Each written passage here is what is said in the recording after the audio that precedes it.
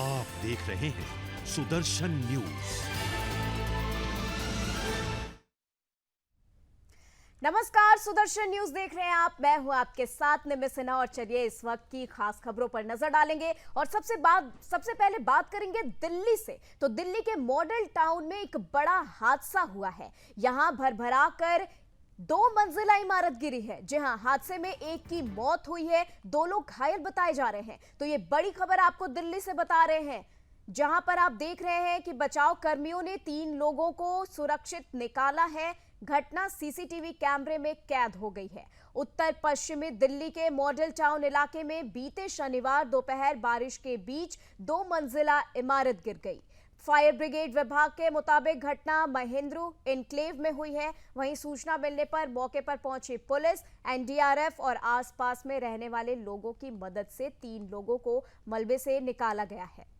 तो ये बड़ी खबर आप तक पहुंचा रहे हैं दिल्ली से, जहां की दिल्ली में बचाव कर्मियों ने 3 लोगों को सुरक्षित बाहर निकाल लिया है। आसपास में रहने वालों की मदद से 3 लोगों को मलबे से बाहर निकाला गया है। दिल्ली मॉडल टाउन का ये हादसा बताया जा रहा है, जहां की 2 मंजिला इमारत भरभरा कर गिर पड़ी थी। हादसे में एक की मौत हुई, 2 लोग गंभीर रूप से घायल बताए जा रहे हैं।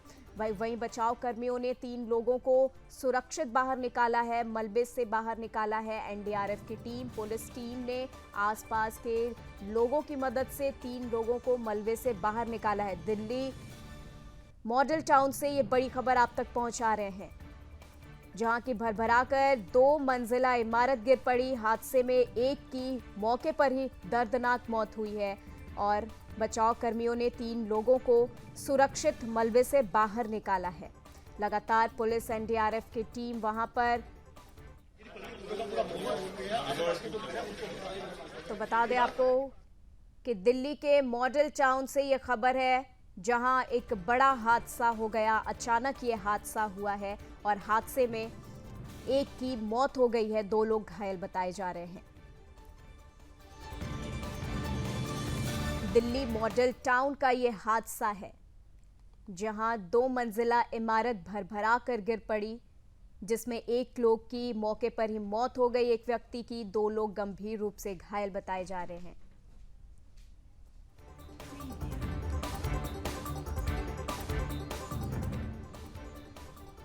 चलिए खबरों में आगे बढ़ते हैं और खबर नोएडा से, जहां की नोएडा के जारचा थाना क्षेत्र के अंतर्गत एक गौवंश के सर से धड़ अलग कर फेंकने के बाद हिंदू संगठन और वहां के आम जनमानस में काफी आक्रोश देखा गया।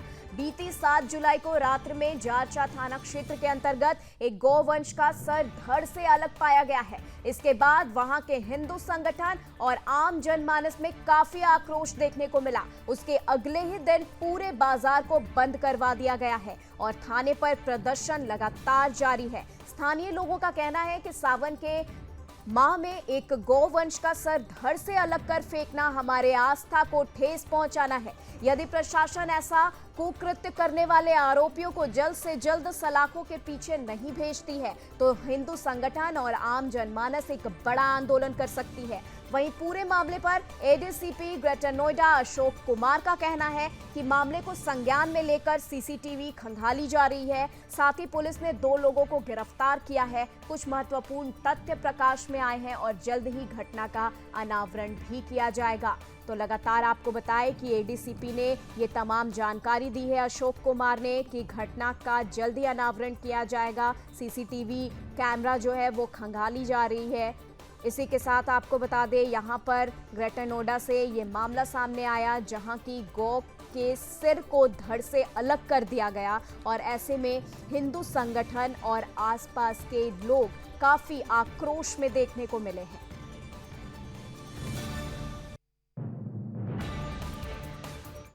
थाना जारचा के कस्बा जारचा से बाहर एक सुनसान स्थल पर एक प्रतिबंधित पशु के अवशेष होने की सूचना पर स्थानीय पुलिस द्वारा तत्काल इसमें अभियोग पंजीकृत कर दिया गया है तथा घटना के खुलासे के लिए टीमें लगी हुई हैं। सीसीटीवी का अवलोकन किया गया है। इसमें कुछ महत्वपूर्ण सुराग लगे हैं, जिससे घटना का सफल अनावरण शीघ्र सुनिश्चित किया जाएगा। वरिष्ठ अधिकारियों द्वारा मौके का मुआयना करके स्थानीय लोगों से वार्ता कर ली गई है तथा मौके पर पूर्ण शांत व्यवस्था बनी हुई है तो घटना का सफल अनावरण शीघ्र ही सुनिश्चित किया जाएगा।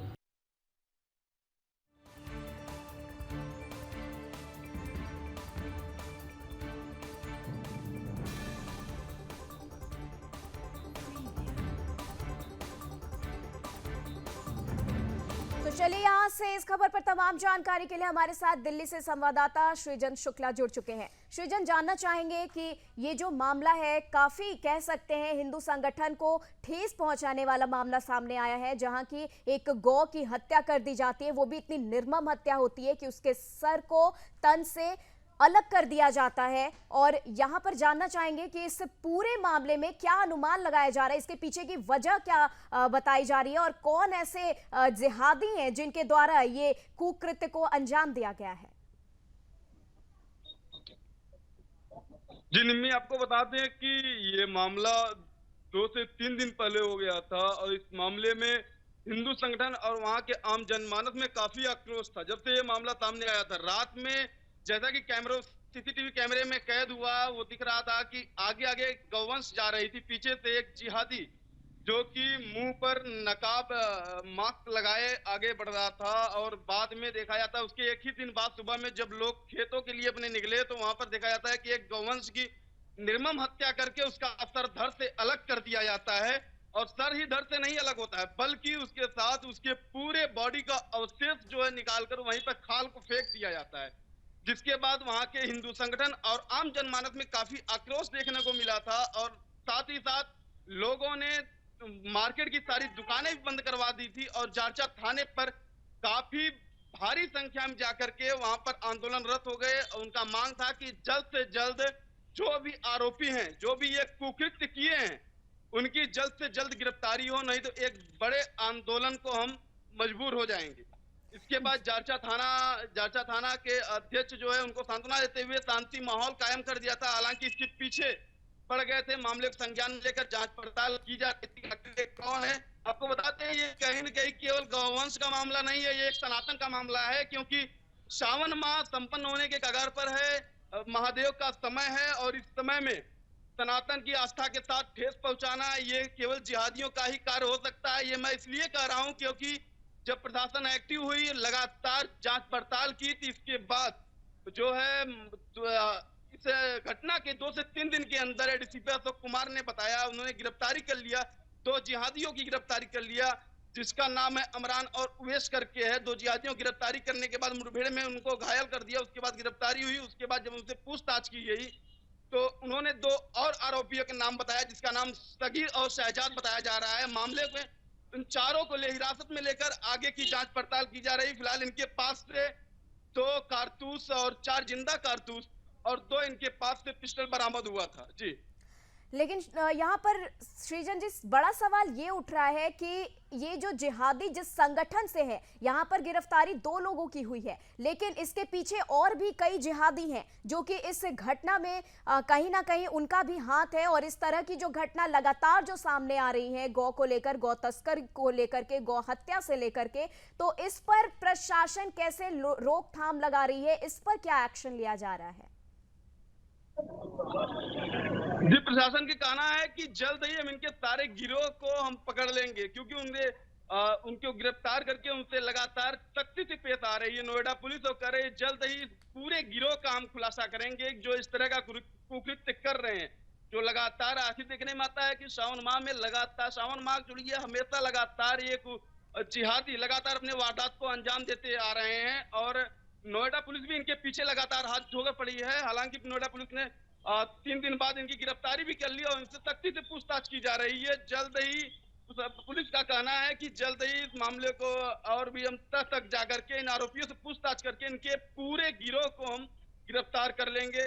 और जितने भी जिहादी हैं, पुलिस का ये भी कहना है कि जितने भी जिहादी हैं जो ऐसा कुकृत्य कर रहे हैं वो सावधान हो जाए, क्योंकि नोएडा पुलिस में उनका ये कुकृत्य अब नहीं होने वाला। ठीक है सृजन जी, तमाम जानकारी के लिए आपका बहुत बहुत शुक्रिया।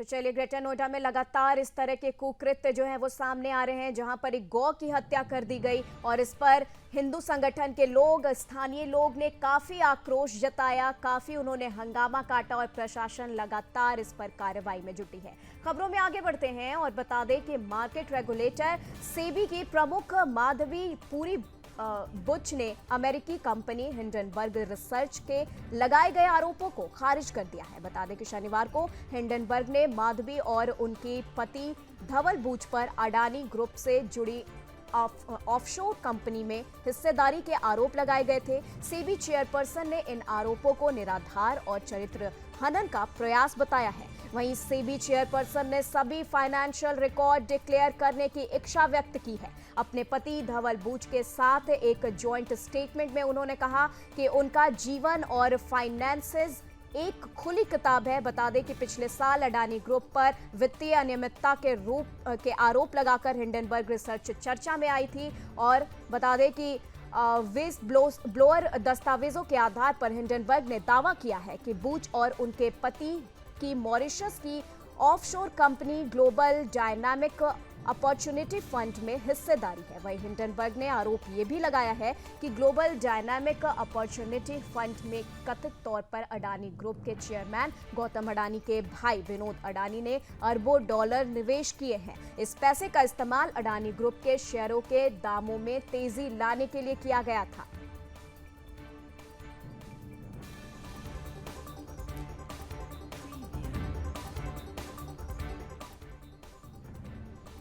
तो चलिए, वहीं 15 अगस्त आने वाला है, स्वतंत्रता दिवस है और स्वतंत्रता दिवस के मद्देनजर हर घर तिरंगा अभियान की शुरुआत की गई है। बता दें कि बीजेपी आज देश भर में तिरंगा यात्रा शुरू करने वाली है। करीब 5 करोड़ तिरंगे यूपी में फहराने का लक्ष्य निर्धारित किया गया है। वहीं पीएम मोदी के आह्वान पर हर घर तिरंगा अभियान शुरू किया गया है। पीएम मोदी द्वारा स्वतंत्रता दिवस से पहले हर घर तिरंगा कार्यक्रम आयोजित करने के आह्वान के बाद बीजेपी अगले सप्ताह पूरे देश में हर घर तिरंगा अभियान शुरू करने जा रही है।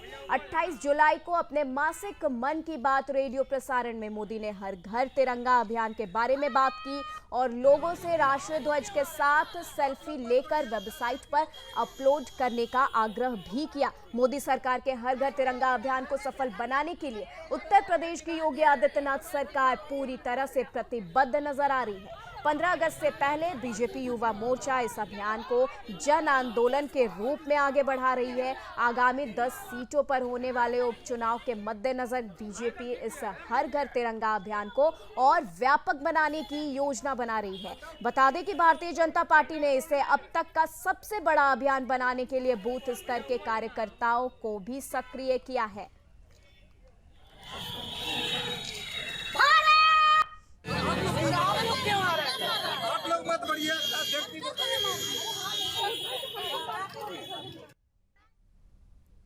वही खबरों में आगे बढ़ते हैं और खबर जम्मू कश्मीर से, जहां की अनंतनाग के जंगलों में सेना का सर्च ऑपरेशन लगातार जारी है। बड़ी खबर आप तक, जहां अनंतनाग के जंगलों में सेना का सर्च ऑपरेशन लगातार जारी है। कोकरनाग में आतंकियों के खिलाफ अभियान तेज किया गया है। सुरक्षा बलों और आतंकियों के बीच जमकर मुठभेड़ हुई है। सेना के 2 जवान वीर गति को प्राप्त हो गए। घायल एक नागरिक की अस्पताल में मौत हो गई। जंगलों में बड़ी संख्या में आतंकियों के छिपे होने की आशंका लगातार जताई जा रही है। जम्मू कश्मीर के अनंतनाग में भारतीय सेना का सर्च ऑपरेशन लगातार जारी है। बता दें आपको, शनिवार शाम यहीं सुरक्षा बलों और आतंकियों के बीच जमकर मुठभेड़ हुई। मुठभेड़ में 2 जवान वीरगति को प्राप्त हो गए थे। एक नागरिक की भी चोटों के कारण मौत हो गई है, जिसके चलते बता दें जिससे चल रहे ऐलान कोकरनाग ऑपरेशन में मरने वालों की संख्या अब 3 हो गई है। वहीं चुनौतीपूर्ण भूभाग के कारण संचार बाधित हो गया है। बलिदानी जवानों की पहचान हवलदार दीपक कुमार यादव और लांस नायक प्रवीण शर्मा के रूप में हुई है। वहीं आतंकियों को पकड़ने के लिए बड़े पैमाने पर तलाशी अभियान लगातार चलाया जा रहा है। तो जम्मू कश्मीर से ये बड़ी खबर आप तक पहुंचा रहे हैं, जहां की अनंतनाग के जंगलों में सेना का सर्च ऑपरेशन लगातार जारी है। शनिवार को मुठभेड़ हुई और मुठभेड़ में 2 जवान शहीद हो गए। खबरों में आगे बढ़ेंगे और बता दें आपको कि पीएम मोदी आज देश के किसानों को बड़ा सौगात देने वाले हैं। खास तोहफा देने वाले हैं। बता दें कि 61 फसलों की 109 किस्में जारी करेंगे पीएम मोदी। वहीं 34 खेत की फसलें और 27 बागवानी फसलें हैं शामिल। बता दें पीएम मोदी आज देश के किसानों को ये बड़ा सौगात देने वाले हैं, जहां 61 फसलों की 109 किस्में जारी करेंगे। किसानों वैज्ञानिकों से वो बातचीत भी करेंगे। बता दें पीएम मोदी आज दिल्ली स्थित भारतीय कृषि अनुसंधान संस्थान में 61 फसलों की फोर्टिफाइड अधिक उपज देने वाली जलवायु अनुकूल की 109 किस्में जारी करेंगे। पीएम मोदी इस दौरान किसानों और वैज्ञानिकों से बातचीत भी करेंगे। जैव प्रौद्योगिकी के माध्यम से पौधों की पोषण गुणवत्ता को बढ़ाने की प्रक्रिया को फोर्टिफिकेशन कहते हैं और 61 फसलों की 109 किस्मों में खेत में उगाई जाने वाली 34 फसलें और 27 बागवानी फसलें हैं, जिनमें खेतों में उगाई जाने वाली फसलों में बाजरा, तिलहन, दलहन, गन्ना, कपास और अन्य फसलें भी मौजूद हैं। बता दें कि बागवानी फसलों में फलों, सब्जियों, मसालों, फूलों और औषधीय फलों की विभिन्न किस्में जारी की जाएंगी। इसी के साथ 109 उच्च उपज वाली किस्मों को जारी करने का ये कदम इस दिशा में एक और कदम है। खेतों में रासायनिक उर्वरकों के इस्तेमाल को कम करने के लिए केंद्र सरकार ने पीएम प्रणाम यानी कि PM promotion of alternative nutrition for agriculture management योजना की शुरुआत की है।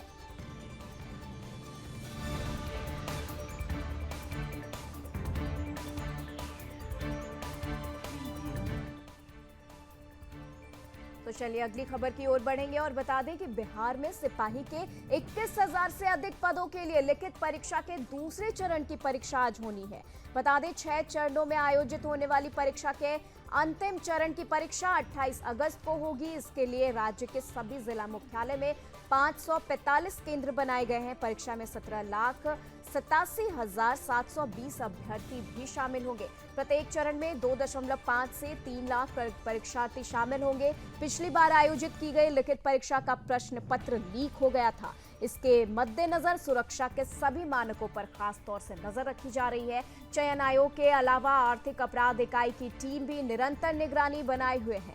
बता दें आज होने वाली परीक्षा के पूर्व पुलिस ने कई जगहों पर छापेमारी कर कुछ संदिग्धों को गिरफ्तार भी कर लिया है।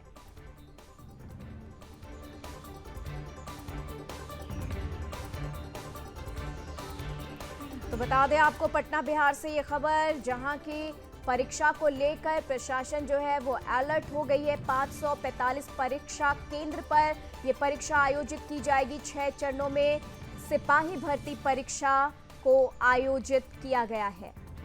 बता दें 87,720 अभ्यर्थी इसमें शामिल होने वाले हैं। आज दूसरे चरण की सिपाही भर्ती परीक्षा होगी, जिसमें बता दें परीक्षा में 17,87,720 अभ्यर्थी शामिल होंगे। 545 परीक्षा केंद्र पर यह परीक्षा आयोजित की जा रही है। 6 चरणों में सिपाही भर्ती परीक्षा होनी है।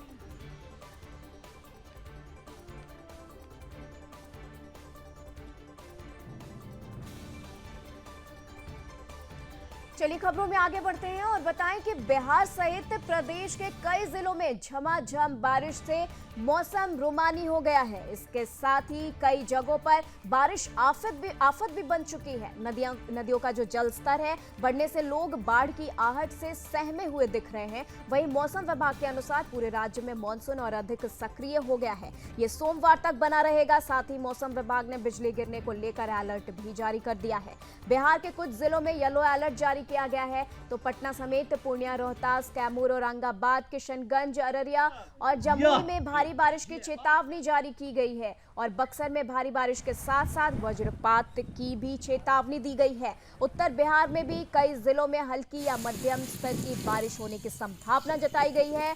जबकि उत्तर पश्चिम इलाके की बात करें, जिनमें सारण, सिवान, पूर्वी चंपारण में कुछ स्थानों पर भारी बारिश हो सकती है। दक्षिण बिहार के लगभग सभी जिलों और उत्तर बिहार के कुछ जिलों में बिजली चमकने और वज्रपात की चेतावनी है। पटना में गंगा नदी का जलस्तर बढ़ने के कारण बाढ़ का खतरा मंडरा रहा है। वहीं गंगा का पानी खतरे के निशान से ऊपर बह रहा है। गंगा नदी का बढ़ता जलस्तर लोगों के लिए चिंता का सबब बन चुका है। हालांकि लगातार बारिश होने के चलते कई मोहल्लों में जल जमाव की स्थिति बनी हुई है। बिहार के कई जिलों में बारिश का येलो अलर्ट जारी किया गया है।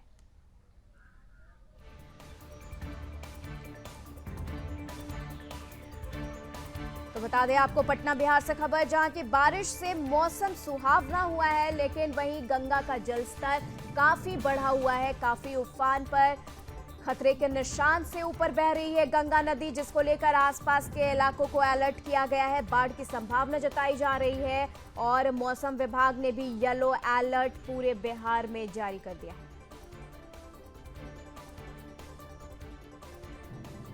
तो चलिए इसी के साथ खबर जो है वो मध्य प्रदेश से आ रही है। बता दें कि मध्य प्रदेश के मुख्यमंत्री मोहन यादव ने श्योपुर में स्व सहायता समूह सम्मेलन के रक्षाबंधन सावन उत्सव कार्यक्रम में शामिल हुए।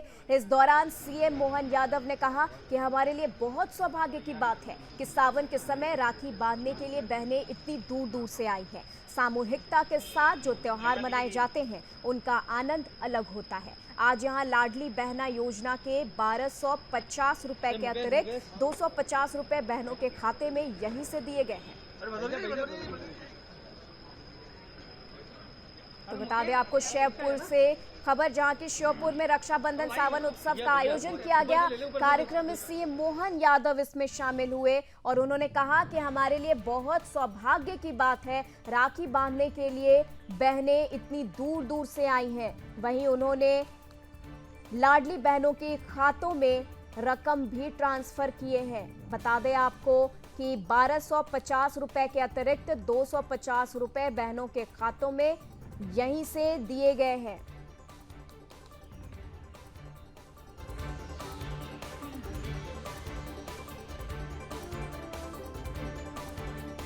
बता दें रक्षाबंधन सावन उत्सव का आयोजन किया गया, जिसमें सीएम मोहन यादव शामिल हुए।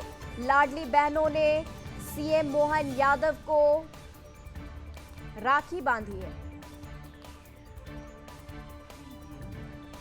तो चलिए खबरों में आगे बढ़ते हैं और बता दें कि हिमाचल के ऊना में भारी बारिश का कहर देखने को मिल रहा है। जी हां, आसपास के इलाकों में भारी बारिश के कारण पानी लोगों के घरों और दुकानों में घुस गया है। लोग अपने घरों और दुकानों से पानी को खुद निकालते हुए नजर आ रहे हैं, जबकि फायर विभाग की टीम मौके पर पहुंचकर पानी को निकाल रही है। लोगों की माने तो बारिश के पानी से लाखों रुपए का नुकसान भी हो चुका है। वहीं फायर विभाग ने वाटर लॉगिंग के पीछे नालों की सफाई न किए जाने की वजह बताई है।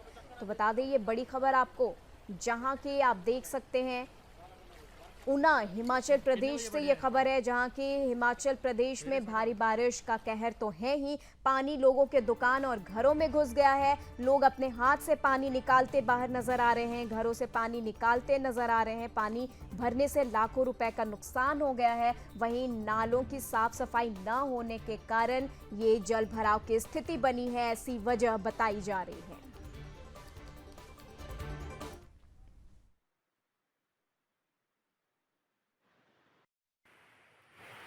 सर पानी तो पहले भी आता था। यहाँ ये प्लाट काटे प्रॉपर्टी डीलर ने, जहाँ एक पुली की निकासी थी और चोई थी साथ साथ में, वो चोई उसने बंद कर दी, तो उसके पैप भी बंद कर दी। उसके लिए घरों में वो पानी घुस रहा है। सभी घरों का यही हाल है।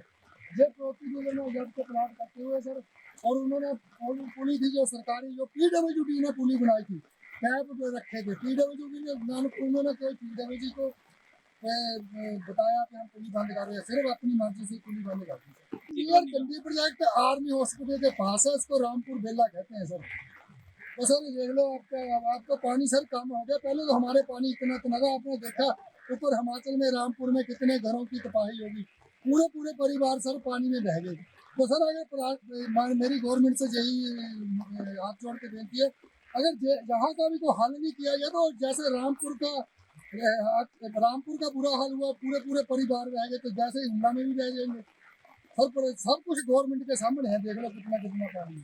तो गवर्नमेंट कुछ कर ही नहीं रही सर। ये पुली खोल देंगे, खुलेंगे तो पैर खुलेंगे तो पानी की निकासी होगी। सर मेरे सारे पानी घर में घुस गया सर। रसोई में सिलेंडर मेरे तैयार के, बेड मेरे तैयार के सर। भैंसों की मैंने जान बचाई, गायों की खोल के दबा मेरे। तो चलिए फिलहाल के लिए खबरों में बस इतना ही। देश दुनिया की तमाम खबरों के लिए आप देखते रहे सुदर्शन न्यूज। जय हिंद।